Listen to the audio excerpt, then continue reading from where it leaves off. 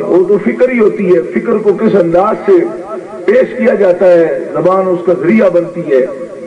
تو پیر صاحب کے پاس صرف عمدہ اس کا کوئی خول یا چھلکا ہی نہیں ہے، فکر بھی بڑی قیمتی ان کے پاس موجود ہے جو ہم پیش کرتے ہیں۔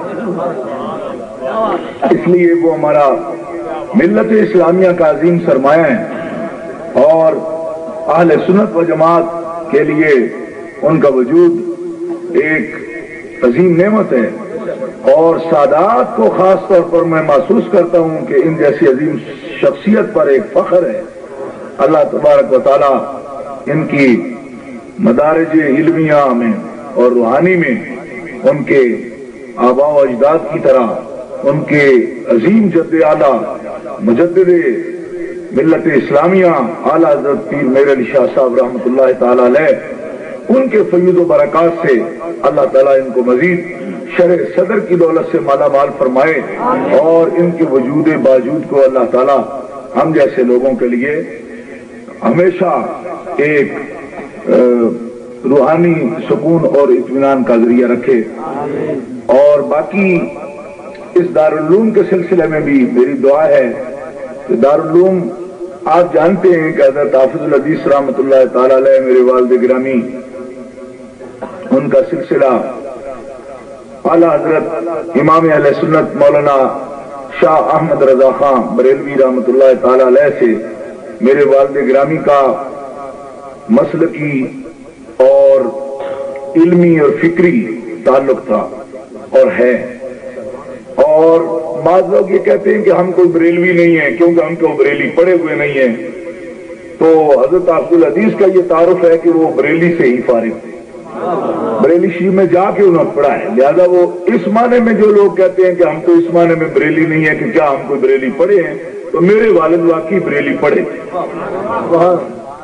اور آ کر جو آپ کے سامنے حاضر ہے، اس کے دو ماموں بھی بریلی شریف سے فارغ، میرے استاد گرامی بھی بریلی شریف سے فارغ تھے، اور ہیں استاد الکل علامہ مولانا محمد نواز صاحب نقشبندی مجدی رحمۃ اللہ علیہ، ہمارے بڑے استاد۔ جب ہم ان کو بڑے استاد کہتے ہیں تو لوگ کہیں کہتے ہیں اچھا ان کا قد تو چھوٹا ہے، تو آپ ان کو بڑے استاد کہتے ہیں؟ ہمارے مدرسے کے ماحول میں کوئی 1000 طلبا سب کہتے ہیں بڑے استاد بڑے استاد، تو بڑے استاد کو لوگ دیکھنے آتے تو قد چھوٹا تھا ان کا، کہ یہ بڑے استاد ہے، یہ تو چھوٹے استاد ہے، تو پھر ان کو بتایا جاتا ہے قد ان کا مت دیکھو، ان کی عمل اور ان کا علم دیکھو، یہ بڑے استاد ہیں۔ تو بریلی شریف کے فارغ تھے، اور الحمدللہ میرے سسر بھی بریلی شریف کے فارغ۔ تو دارالعلوم جلالیہ رضویہ انہی دو نسبتوں کے ساتھ اس کا تعارف ہے، یہ جلالیہ بھی ہے اور رضویہ بھی ہے۔ کیوں جلالیہ جہاں بھی ہوگا انشاءاللہ رضویہ ضرور ہوگا، کہ فاضل بریلوی رحمۃ اللہ تعالی علیہ کے بارے میں ہمارے تمام اساتذہ اور ہمارے اکابر کا یہ قول تھا کہ ہم انشاءاللہ آنکھیں بند کر کے جس شخصیت کی تحقیقات پر عمل کر سکتے ہیں اور اعتماد کر سکتے ہیں، اس شخصیت کا نام امام احمد رضا بریلوی۔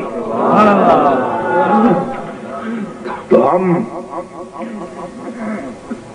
جو ایک چھوٹی سی جماعت علماء کرام کی ہمارے ساتھ ہے، ان کے لیے بنیادی فکر جو ہمارے کام میں کار فرما ہے وہ اعلیٰ حضرت بریلوی رحمۃ اللہ تعالی علیہ کی فکر ہے۔ اور اعلیٰ حضرت بریلوی رحمۃ اللہ تعالی علیہ کی فکر ہے کیا؟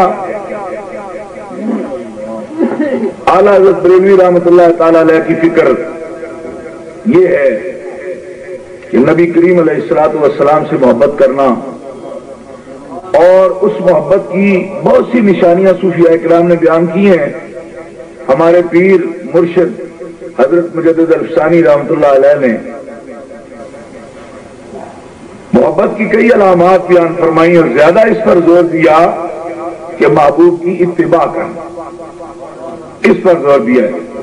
لیکن فاضل بریلوی رحمۃ اللہ تعالی علیہ نے محبت کی جو تشریح کی ہے، بہت سے صوفیاء کرام نے محبت کی تشریح کی ہے کہ حضور سے محبت، نبی کریم علیہ الصلوۃ والسلام سے محبت کس طرح ہونی چاہیے، اور محب کے اندر کیا علامت ہوتی ہے اس محبت کی۔ تو امام احمد رضا بریلوی رحمۃ اللہ تعالی علیہ کی بہت سی کتابوں کا نچوڑ یہ ہے کہ آپ فرماتے ہیں محبت رسول کا سب سے پہلا تقاضا یہ ہے کہ نبی کریم علیہ السلام کے دشمن سے دشمنی کرنا. اگر آپ کو کوئی تکلیف نہیں ہے تو پیار سے کہہ دیں سبحان اللہ.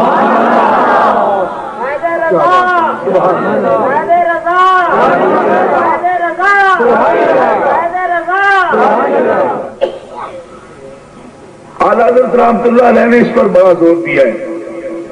آج کل لوگ محبت کے دعوے دار ہیں اور بعض لوگ کہتے ہیں کہ تسبیح پڑھا کرو, خوشبو لگاؤ, تسبیح پڑھو, یہ طریقہ رکھو. اور جب ان سے یہ کہیں کہ دشمن ایسی باتیں کرتے سرکار کے بارے میں کھلے عام کہتے ہیں, ان کی صفات کو چیلنج کرتے ہیں, نبی کریم علیہ السلام کے علم کو چیلنج کرتے ہیں, ان کے اختیار کو چیلنج کرتے ہیں, تو جواب میں کہتے ہیں ہمارا طریقہ یہ نہیں ہے, ہم مخالفت نہیں کرتے کسی. تو آپ جو کرتے ہیں وہ کیا ہے کہ ہم محبت کرتے ہیں. اعلیٰ فرماتے تم کچھ بھی نہیں کرتے, اس محبت کا کوئی فائدہ نہیں ہے. جو محب محبوب کے دشمن کی آنکھوں میں آنکھیں ڈال کر اس سے بات نہ کر سکے, اسے روک نہ سکے, وہ کیسا محب ہے؟ حضور کو محتاج ہے اس بات ہے تم درود شریف بڑا پڑھتے ہو, کہتے جی ہم 10,000 مرتبہ درود پڑھتے ہیں, روزانہ کا ہمارا درود ہے. اعلیٰ حضرت ایک مقام پر لکھتے ہیں کہ 10,000 مرتبہ درود پڑھتا ہے اور ایک بری بات سرکار کے بارے میں سنے اور اس کے خون میں حرارت نہیں آتی تو اس کا درود پڑھنا غلط ہے, اس سے خاموش رہے تو بہتر ہے. کیوں؟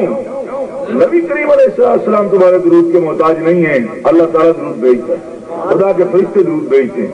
آسمان پر خدا کی اتنی مخلوق ہے کہ احادیث میں آتا ہے کہ اس کے وزن سے, فرشتوں کے وزن سے, آسمانی مخلوق کے وزن سے آسمان کانپتا ہے, آسمان کانپتا ہے.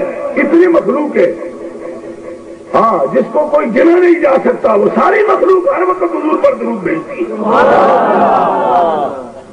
ایک آدمی یہ سمجھتا ہے کہ ہم درود شریف پڑھ رہے ہیں بس سارے حق ادا ہو گئے ہیں محبت رسول کے, اور ہم کیا کریں, ہم تو درود پڑھ رہے ہیں, درود پڑھ رہے ہیں اور گالیاں بھی سن رہے ہیں.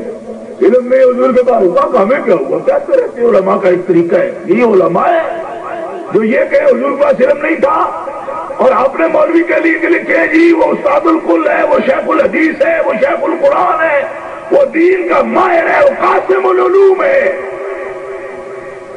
اچھا, قاسم العلوم اگر آپ کے مولوی صاحب ہیں تو پھر آپ ان کا کلمہ پڑھ لیں. جس کا کلمہ پڑھتے ہیں اس کے لیے تو آپ یہ کہتے ہیں کہ تھوڑا سا ہے اور وہ بھی اتنا سا ہے اور اتنے وقت میں ہوتا ہے اور اتنے میں نہیں ہوتا. لیکن اتنی کہتے, اتنی شرطیں, اور پھر کہتے ہو بعض ہوتا ہے, تھوڑا ہوتا ہے, ایسے وقت ہوتا ہے, ایسے وقت نہیں ہوتا ہے, یاد رہتا ہے, معجزے کے طور پر دیا جاتا ہے. تو پھر جو مطلق قاسم العلوم ہے اس کا کلمہ کیوں نہیں پڑھ لیتے ہو؟ ہم تو اس کا کلمہ پڑھتے ہیں جس کے لیے اللہ فرماتا ہے علمک ما لم تکن تعلم وکان فضل اللہ علیک عظیما. حبیب پیارے, ہمیں جو کچھ تمہیں معلوم نہیں تھا, وہ شریعت تھی, وہ طریقت تھی, وہ احکام تھے, وہ دنیا کا علم تھا یا دین کا علم تھا, سب کچھ تیرے رب نے تمہیں عطا فرما دیا.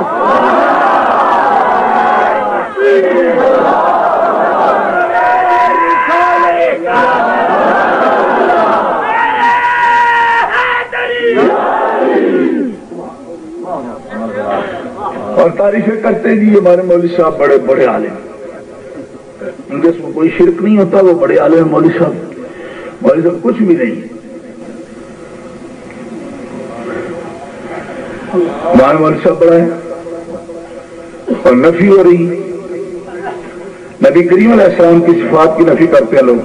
آپ نے دیکھا ہے کھلے بندوں چیلنج ہو رہے ہیں, ثابت ہی نہیں, ثابت ہی میں کہ کیا ثابت نہیں, کا علم نہیں, ثابت نہیں. میں سے کہاں ہوگی, علم نہ ہو تو بندہ کیا ہوتا ہے, جاہل ہوتا ہے جی. اور جاہل کیا ہوتا ہے آپ کو معلوم ہے؟ قرآن کہتا ہے جاہل بنتا ہے, بے علم کو قرآن پاک کو ماں کہتے ہیں. تو یہ قبا نہیں ہے, اور وہ رسول ہوتے ہیں جن میں قبا ہو. محدثین فرماتے ہیں ان اللہ کمل انبیاء خلقا وخلقا ومنزہہم عن المعائب والنقصان. یہ تو آخری رسول ہے خدا کے کہ جب رسالت بھی اپنی معراج کو پہنچی تو محمد رسول اللہ